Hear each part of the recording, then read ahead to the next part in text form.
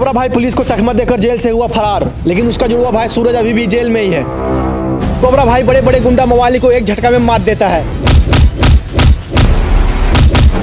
और गरीब आदमी को दाल और भात देता है।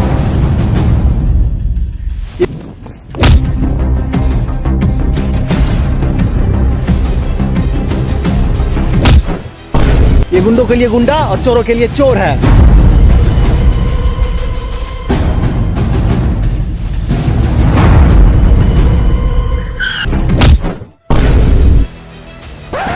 पकड़ो साले को।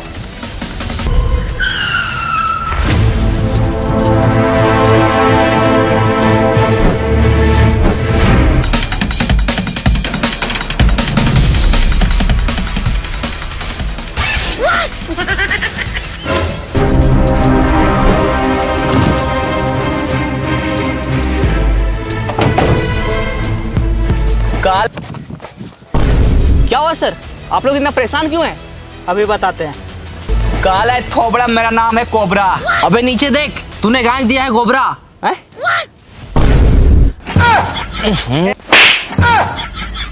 आज के बाद अगर जेल से भागा तो सीधा इनको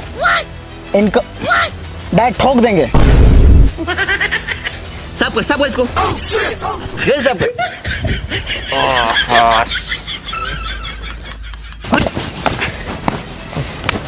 आज से 5 दिन पहले एक फोन आया। रे इधर आ। क्या हो भाई साहब? कोबरा भाई, नाम तो सुना ही होगा।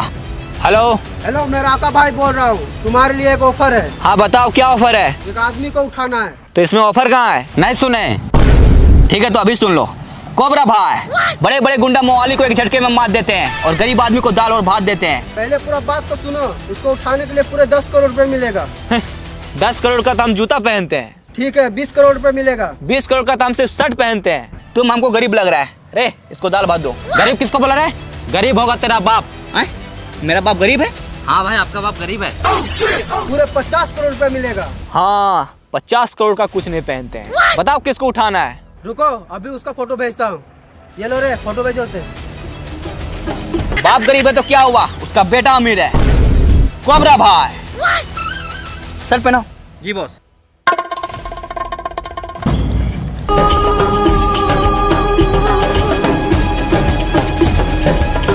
भाई उधर देखो। और इस साला ये तो बहुत अमीर है। चलो उठ। साला 12 बजे तक सुधले रहता है। चल जा मुँह दो। हाँ तो हम अमीर को ही लूटते हैं।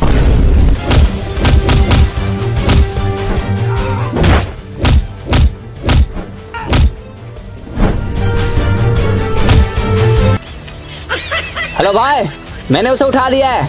जल्दी से 50 करोड़ भेज दो। हाँ अभी भेजते हैं। ये लो, पूरे 50 करोड़ है।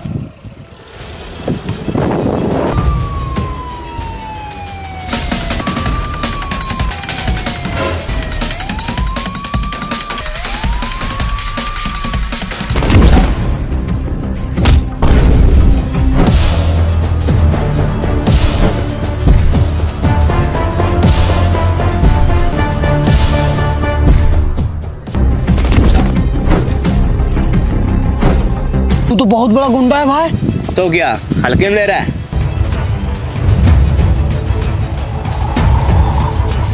बहुत बड़ा गुंडा है। चल पैर दबा।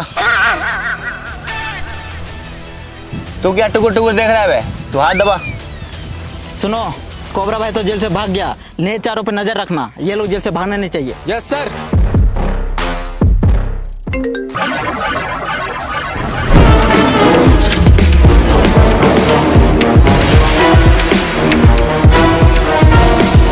चलो अब गरीबों को खाना खिलाते हैं।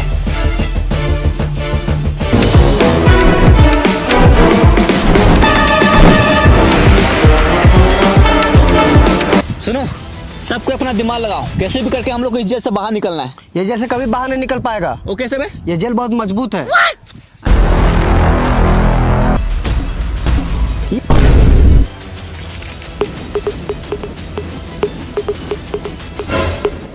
क्या रे, गरीबों को खाना खिलाया? हाँ भाई।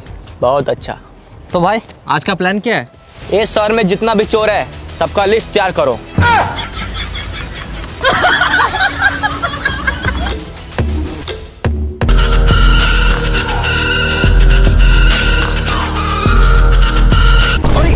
जेल कहाँ गया?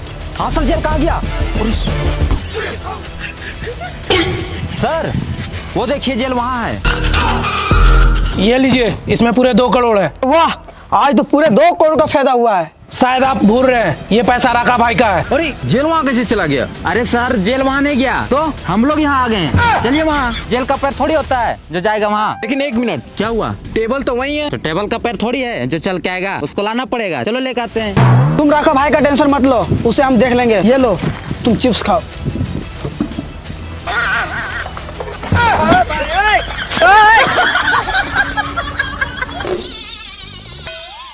रास्ता रोको, फाका आ रहा है राका। हट बे। क्या रे, राका भाई का पैसा खाएगा तू? सर वो देखिए कोबरा भाई। राका भाई से पंगा पड़ेगा तुमको महंगा। राका भाई से गद्दारी पड़ेगा तुमको भारी। राका भाई को देगा धोखा तो तुम कभी नहीं खा पाएगा दाल भात चोखा। आप लोग इतना गुस्सा क्यों हो रहे हैं? ये लीजिए, चिप्स खाइए। तुम लोग देख क्या रहा है? राका भाई से गद्दारी क्या है? मार साले को। जब तक कोबरा भाई जिंदा है कोई भी गरीब भूखा नहीं रहेगा। इन लोगों को दाल भात दो। अरे यार रुको यार। राका भाई इस बार मुझे माफ कर दो, अगले बार से कभी गलती नहीं करेंगे। भैया सुबह से कुछ खाए नहीं, कुछ खाने के लिए दे दीजिए। टेंशन मत लो, तुम बिल्कुल सही आदमी के पास आया है। बड़े बड़े गुंडा मवाली को एक झटके में मार देते हैं और गरीब आदमी को दाल और भात देते हैं। ये लीजिए आपका पैसा। छोड़ दो इसे और पैसा उठा लो। इसको भी दाल भात दो। भैया हम दाल भात नहीं खाते, तो क्या खाता है? पूरी सब्जी खाते हैं। पूरी सब्जी नहीं मिलेगा, चोर चीज मांगो। भाई इस शहर में एक भी चोर नहीं बचा। क्या बात कर रहा है? हाँ भाई, आपका नाम सुनकर सब काम धंधे में लग गया। देखा मेरा खौफ, काला है थोबड़ा, मेरा नाम है कोबरा। ठीक है, पिज्जा और बर्गर दे दीजिए। चला, आज तक पिज्जा बर्गर हम नहीं खाए और तू पिज्जा और बर्गर खाएगा? खाना है दाल भात खाओ, नहीं तो भाड़ में जाओ। ये लो भाई, लो जाओ। साला इतना अमीर इंसान हो के बैग चोरी करता है। अरे भाई चोर मैं नहीं, चोर वो है। मेरा बैग वो चोरी करके ले गया। साला मेरा बैग चोरी करवा दिया। तू है कौन रे? ठीक है, भाड़ में जा रहे हैं, लेकिन दाल भात नहीं खाएंगे। काला है थोबड़ा, मेरा नाम है कोबरा। चलो आ जाओ। आपका छोटा भाई दिखता कैसा है? अपना फोन निकालो। बिल्कुल ऐसा दिखता है। लेकिन ये तो आपका फोटो है। हाँ, मेरा छोटा भाई बिल्कुल मेरे जैसा दिखता है, मेरा जुड़वा है। भैया कुछ खाने को दे दो, बहुत जोर से भूख लगा है। इसको भी दाल भात दो। पकड़ लिया। रुको, वो जेल है, हमको वहाँ अकेले जाना होगा। तुम एक काम करो, तुम अपना अड्डा पे जाओ, हम छोटा भाई को निकाल के आते हैं। ठीक है भाई। You are under arrest. कौन है रे तुम लोग? Underground police officer. कौन सा ग्राउंड? अबे साले अंडरग्राउंड अंडरग्राउंड। ये लो, खाना खा लो। सर रोटी 1, आदमी 3, कैसे खाएंगे? एक ही बचा है, खा लो। नहीं समझा? अभी दिखाते हैं। पहचाना? चल थाने। 2 गिलास पानी लाइए, इन लोग सिर्फ पानी पिएगा। पी लेगा ने? हाँ पी लेंगे। हाँ। अरे जेल कहाँ गया? साला ये जब तक यहाँ है तब तक हम लोग ठीक से खाना नहीं खा पाएंगे, ऐसे तो हम लोग भूखे मर जाएंगे। भाई तुम बोलो तो उसको टपका दे। यार फिर से भाग गया। भाग गया तो जेल कहाँ गया? अरे सर जेल लेके भाग गया। अरे यार अब ये कोबरा को कहाँ रखे? अरे सर, जब जेलवे नहीं है तो छोड़ दीजिए, हम मारेंगे साला 2 थप्पड़ियाँ। रुको, एक काम करते हैं, हम लोग ही जेल से भाग जाते हैं। हाँ चलो। हाँ सर। कोबरा भाई को पकड़ा? हाँ सर, कोबरा भाई को पकड़ लिया, वाह, शाबाश। लेकिन सूरज भाई भाग गया। क्या वो मैं भाग गया?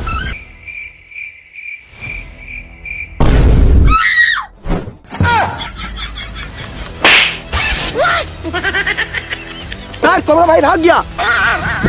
तो सिर्फ देख क्या रहा, पकड़ो उसको।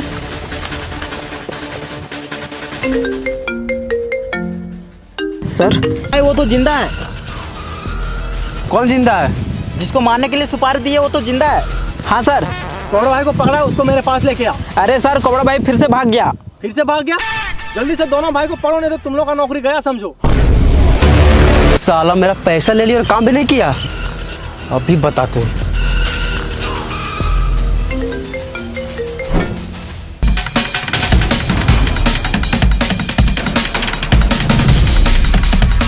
हेलो, क्या रे, मेरा पैसा ले लिया और काम भी नहीं किया। क्या काम? उसको उठाने बोले तो उठाया नहीं। उठा तो दिए भाई, मैं सो रहा था, जाके उठा दिए। साला भले उसका थोबड़ा है काला, लेकिन बहुत तेज भागता है साला।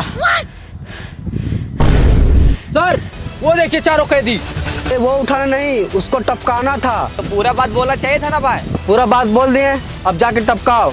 50 करोड़ लगेगा। साला कोबरा को छोड़ो, पहले वो चारों कैदी को पकड़ो। तो 50 करोड़ और लगेगा। बहुत ज्यादा बोल रहा सूरज भाई। क्या करे भाई, यही मेरा रेट है। तुम जेल से बाहर निकलो तब तुमको बताते हैं। तो जेल से बाहर नहीं निकलते हैं, जेल में सेफ है। साला ये दोनों भाई तो बहुत तेज भागता है यार। कभी ना कभी जरूर निकलोगे। कभी नहीं निकलेंगे भाई, उम्र कैद का सजा मिला है हमको। साला इसका कुछ करना पड़ेगा। चलो।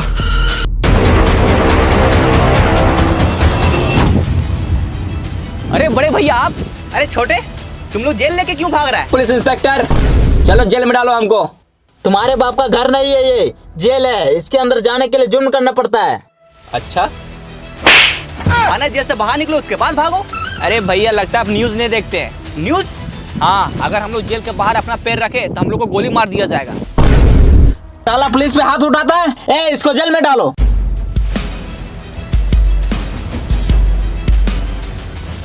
भाई कम से कम अभी तो बाहर निकलो, यहाँ पुलिस भी नहीं है। बाहर निकलो, बैठ के बात करते हैं। सही बात, अभी आते हैं। तो छोटे, सब ठीक है ना? एकदम मस्त है बड़ा भाई। अरे सूरज भाई, ये कौन है? बिल्कुल आपके जैसा दिख रहा है। ये मेरा बड़ा भाई। और मतलब ये भी गुंडा होगा? बहुत बड़ा गुंडा है भाई।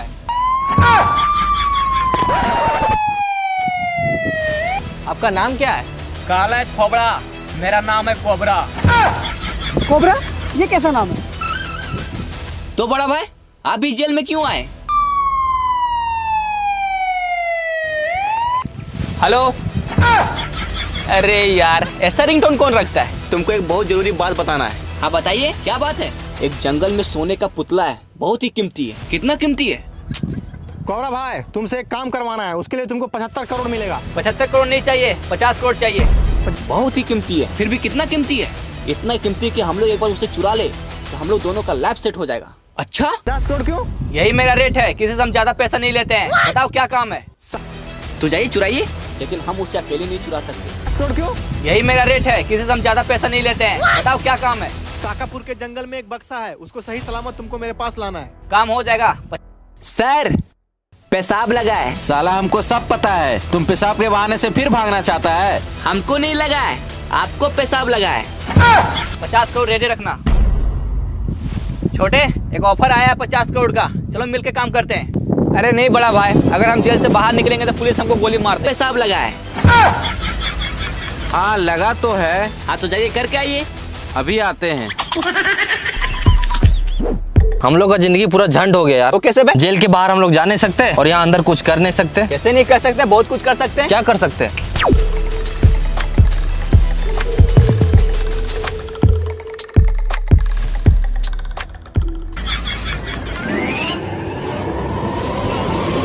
देख छोटे, यही है साकापुर का जंगल और इसी में है सोने का पुतला।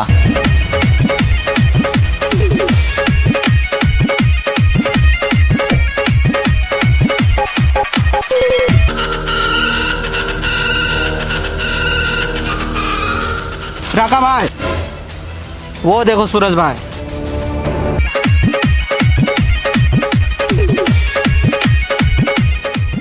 क्या रे, कपड़ा बदल लिए तो क्या सोचा नहीं पहचान पाएंगे? पहचान लिए। कौन है बे तू? साला हमको भूल गया। मेरा 50 करोड़ कहाँ है? सर, इतना सुनसान इलाका में गाना कहाँ बज रहा है? वही तो, साला गाना कहाँ बज रहा है? कौन सा 50 करोड़? साला मेरा पैसा भी भूल गया। मार साले को।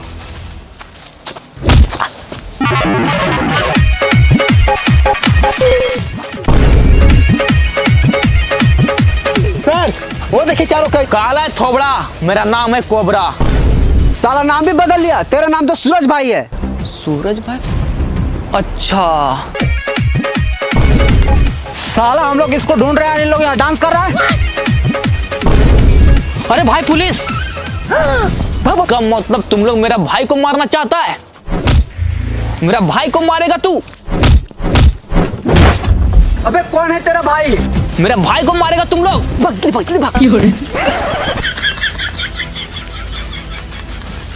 आ तो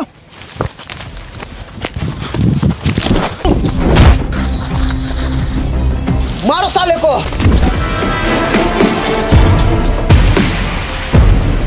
साला तुम लोग सब परेशान हो गए, अब मरने के लिए तैयार हो जाओ। अरे सर न्यूज नहीं देखते हैं क्या? अगर हम जेल से बाहर निकलेंगे तब आप गोली मारिएगा, हम लोग तो जेल में हैं। तो ठीक है, जेल से बाहर निकाल के गोली मारेंगे। मेरा भाई को मारेगा तू?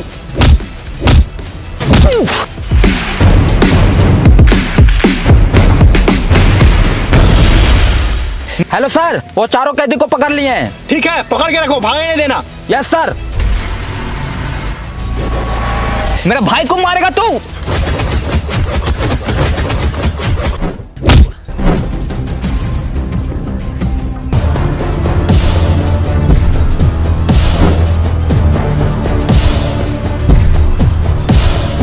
रास्ता रखो फाका। आज के बाद मेरे भाई को मारने के बारे में सोचा तो तेरा मौत कैसे होगा वो हम सोचेंगे। राका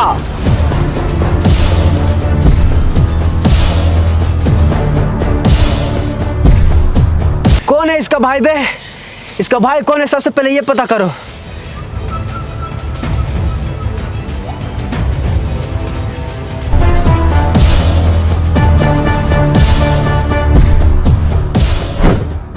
साला कहाँ मिलेगा ये सोने का पुतला? क्या हुआ, कोबरा का पता चला? हाँ भाई, सुनने में आया सड़कों पर तो जंगल फिर से आ रहा है। इसका ताजा खबर, सूरज भाई के साथ 3 कैदी हुआ फरार। बताया जा रहा है कि सूरज भाई का एक जुड़वा भाई है, एकदम सूरज भाई जैसा दिखता है, वही सबको भगाया है। उसको क्या करें? इसमें बताना क्या है, चलो वही जंगल। आज कोबरा भाई को रंजे हाथ पकड़ेंगे। अच्छा, इसका मतलब जो अभी मिला था वो सूरज भाई का जुड़ा भाई था। इसका मतलब सूरज भाई भी इसी जंगल में है। चलो ढूंढते हैं, को रंजे हाथ पकड़ेंगे। लेकिन भाई अपना तो रंगा नहीं है।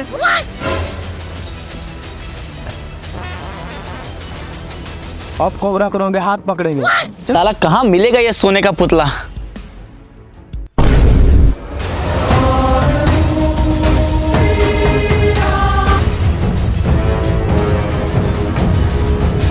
मिल गया सोने का पुतला।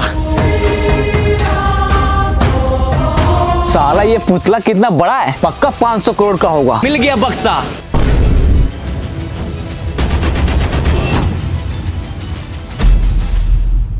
क्या देख रहा है बे? हम असली सोने का पुतला है। और इस साला पक्का असली पुतला है, कोई देख तो नहीं रहा। क्या रे कोबरा, तुमको क्या लगा हमसे बच जाएगा? बता मेरा पैसा कहाँ है? तुम्हारा पैसा तो खा पी के सब खत्म कर दिए भाई। खत्म कर दिया? हाँ। साला हम तुमको खत्म कर दिया। देखो भाई, हमने सूरज भाई को पकड़ लिया है, जल्दी से आ जाओ।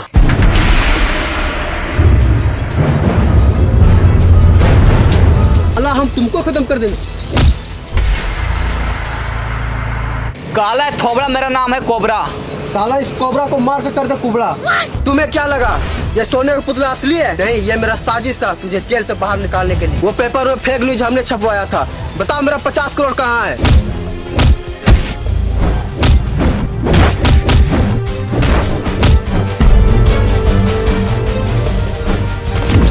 तब तू मेरा पैसा नहीं देगा। नहीं देंगे। मारो साले को।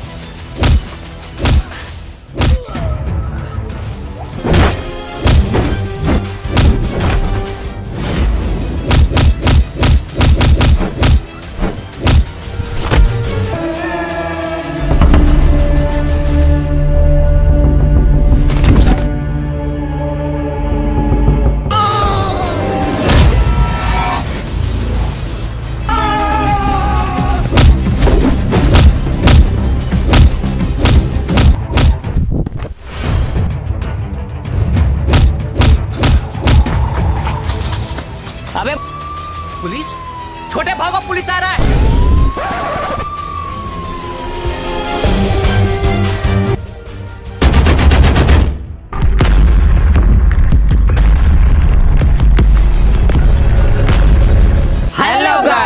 तो गाइस बताइए आप सबको ये वीडियो कैसा लगा। अगर वीडियो अच्छा लगा तो वीडियो को लाइक कीजिए और चैनल पे नए हो तो चैनल को सब्सक्राइब कीजिए। थैंक यू सो मच, मिलते हैं नेक्स्ट वीडियो में, तब तक के लिए बाय। फोन मेरा, सिम कार्ड मेरा, नंबर मेरा। सर रिचार्ज खत्म होने के बाद आउटगोइंग कॉल बंद होना समझ आता है, लेकिन इनकमिंग कॉल बंद होना सरासर मनमानी है। अपनी जिंदगी दांव पे लगाकर आपका ऑर्डर आपके घर तक पहुंचाती है, लेकिन इन गिग वर्कर्स की हालत आज भी एक दिहाड़ी मजदूर से भी बदतर है। सर आज एयरपोर्ट्स पर खाना इतना महंगा है, बाजार के मुकाबले 2 गुना 3 गुना दाम। एक साधारण सी पानी की बोतल जो 20 रुपए की बाजार में मिलती है, वो एयरपोर्ट के भीतर जाकर फूड आउटलेट पे 100 रुपए की मिलती है। हमारे गठबंधन से एक छोटी सी सुपारी जितनी पार्टी भाग कर न चली जाए, इसका बहुत बड़ा महत्व है। सर हमारा मोबाइल नंबर आज हमारी डिजिटल पहचान बन चुका है।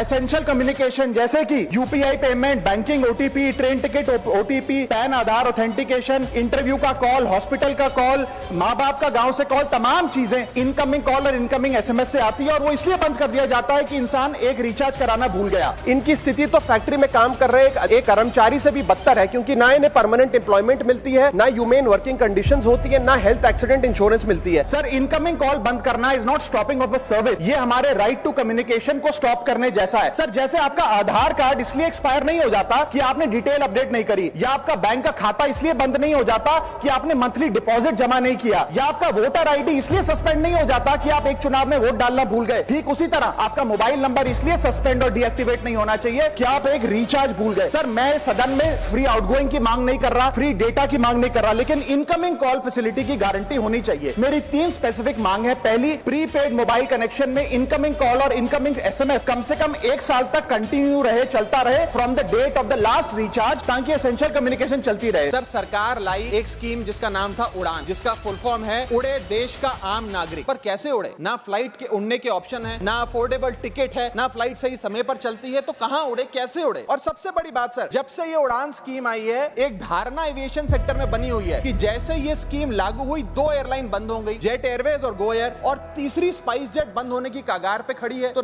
अब लोग ये भी कहने लग गए हैं कि शायद उड़ान स्कीम एक बहुत बड़ा अपशगुन थी। ये वो सुपारी जितनी पार्टी है जिसने 3 बार भाजपा को दिल्ली में हराया और 2 बार 2015 और 20 में आजाद भारत के इतिहास की सबसे बड़ी जनादेश की सरकार बनाई। आज यात्री जो इंतजार कर रहे हैं अपनी फ्लाइट का, वो पानी पीकर पेट भर रहा है कि कहीं 250 रुपए की चाय और 350 रुपए का समोसा ना खरीदना पड़ जाए। बताइए सर, एक आम आदमी एयरपोर्ट पर अपने जहाज का इंतजार करते हुए क्या एक चाय नहीं पी सकता? क्या इस पर कोई रेगुलेशन नहीं होना चाहिए? क्या कोई अफोर्डेबल कैंटीन का मैकेनिज्म नहीं होना चाहिए? चौथा दर, टेलीकॉम ऑपरेटर का 28 दिन का मंथली रिचार्ज। साल में सर महीने 12 होते हैं, लेकिन 28 दिन की रिचार्ज के माध्यम से 13 टाइम्स रिचार्ज कराना पड़ता है। कैसे सर? 28 दिन into 13 times is equal to 364 days. ये एक बड़ी क्लेवर स्ट्रेटेजी है, जिसके चलते आपको फीलिंग 30 दिन की देते हैं, लेकिन आपसे डीलिंग 28 दिन की करते हैं। ये वो सुपारी जितनी पार्टी है जिसने पंजाब में भाजपा को लगभग शून्य पर लाकर खड़ा कर दिया। ये वो सुपारी जितनी पार्टी है जो 10 साल में राष्ट्रीय पार्टी बनी। राजनीति का एक बहुत कड़वा सच है, जब बुरा वक्त आता है तो साए भी साथ छोड़ देते हैं। मार्च 2024 दिल्ली की सड़कों पर हाहाकार मचा। एक सिटिंग मुख्यमंत्री को सलाखों के पीछे डाला जा रहा था। पूरी की पूरी पार्टी सड़क पर उतरकर अपनी जिंदगी की सबसे बड़ी जंग लड़ रही थी। कार्यकर्ता लाठियां खा रहे थे, नेता रो रहे थे, लेकिन इस पूरी पिक्चर से पार्टी का नंबर 2 नेता बिल्कुल गायब था। वो नेता जिसे अरविंद केजरीवाल ने खुद अपने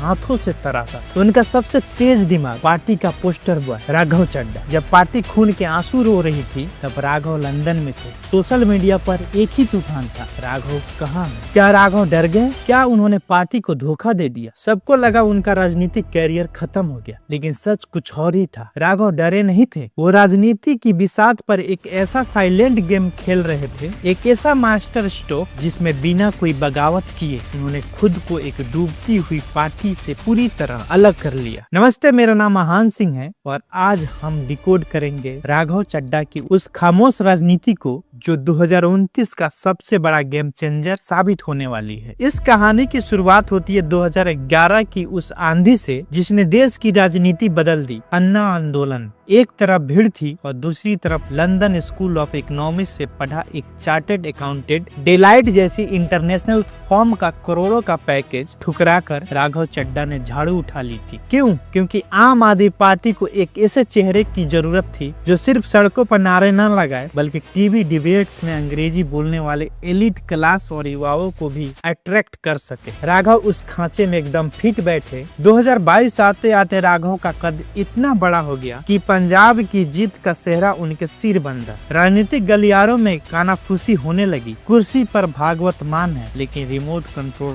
राघव के हाथ में है। पार्टी ने उन्हें राज्यसभा भेजा। वो आप के अघोषित युवराज बन चुके थे, लेकिन राजनीति में जब ग्राफ सबसे तेजी से ऊपर जाता है तभी सबसे बड़ा खेल होता है। बिजनेस के दुनिया में एक टर्म होता है ब्रांड डिकपलिंग, यानी जब एक कंपनी डूबने लगती है तो उसका सबसे स्मार्ट इन्वेस्टर अपने पर्सनल ब्रांड को उस कंपनी से चुपचाप अलग कर लेता है। राघव चड्ढा ने राजनीति में ठीक यही किया है। इन सबूतों को देखिए। केजरीवाल जेल गए, राघव ने सिर्फ 2 ट्वीट किए और लंदन में अपनी आंखों की सर्जरी का हवाला देकर रुक गए। केजरीवाल जेल से बाहर आए, पूरी पार्टी ने दिवाली मनाई, राघव ने एक बयान तक नहीं दिया। फरवरी 2025 दिल्ली चुनाव में आप की करारी हार हुई और राघव वो परिणीति के भाई की शादी में सेलिब्रेट कर रहे थे। शराब घोटाले में नेताओं को बेल मिली, पार्टी की प्रेस कॉन्फ्रेंस हुई, लेकिन राघव फ्रेम में पूरी तरह गायब रहे। यह कोई इत्तेफाक नहीं है दोस्तों, यह एक कैलकुलेटेड रिस्क है। राघव ने स्वाति मालीवाल की तरह बगावत का शोर नहीं मचाया। उन्होंने खामोशी का ऐसा हथियार चुना जिसका जवाब किसी के पास नहीं था। अब आप सोचेंगे पार्टी से कटकर कोई नेता सरवाइव कैसे करेगा? यही तो असली मास्टर क्लास है। ध्यान से देखिए कि राघव आजकल क्या कर रहे हैं। संसद में एयरपोर्ट पर 350 रुपए के समोसे और पानी की बोतल का मुद्दा। सर, आज एयरपोर्ट्स पर खाना इतना महंगा है,